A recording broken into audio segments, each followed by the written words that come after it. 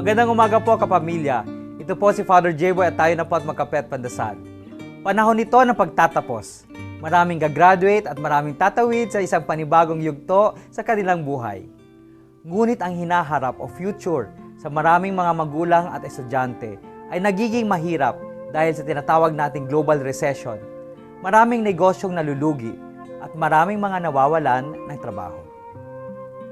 Dahil ang kinabukasan ay nakakabagabag, hindi natin alam kung ano ang mangyayari sa atin.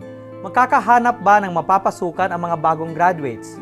Sa mga fourth-year high school students, magkakaya ba ng bulsa ang tuition ng kolehiyo? Sa mga sitwasyong ito, maraming miyembro ng pamilya ang nagtutulungan. Nakatapos tayo dahil nangako sila sa atin na papaaralin nila tayo.